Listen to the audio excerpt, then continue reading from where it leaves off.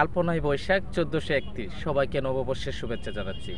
বাঙালি জাতির এই ঐতিহ্যবাহী দিনটিকে উদযাপন করার জন্যে কিশোরগঞ্জের মিঠামন উপজেলা এবং অষ্টগ্রাম উপজেলার অল ওয়েদার সড়কে ১৪ কিলোমিটার রঙিন সাজে আজ সজ্জিত হয়েছে।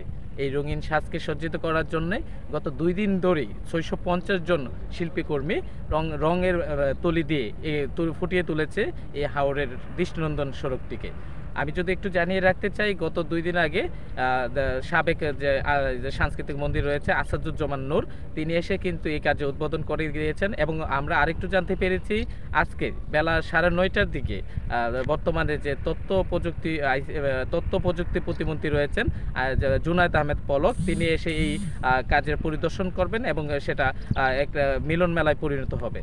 আমি যদি বলতে চাই, এই কাজের পিছনে যারা কাজ করছে তারা হচ্ছে এশিয়াটিক এক্সপেরিয়েন্সিয়াল লিমিটেড, তারপর রয়েছে বাংলালিংক, তারপর রয়েছে বার্জাস। এই ৩টি প্রতিষ্ঠানের সমন্বয়ে কিন্তু এই আজকের এই আয়োজন করা হচ্ছে।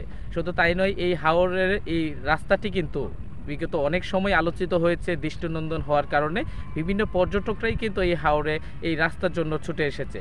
পাশাপাশি যদি আরেকটু বলতে চাই, এই হাওরের রাস্তায় কিন্তু যে এই হাওরের পর্যটক সংখ্যা বাড়িয়েছে তা নয়, এই রাস্তাটি কিন্তু এই হাওরে কৃষক এবং জনতার জন্য একটা পজিটিভ সাইড হিসেবে দাঁড়িয়েছে এবং তাদের ভাগ্য পরিবর্তনের যতটুকু কাজ করা লাগে ততটুকুই কাজ করে যাচ্ছে।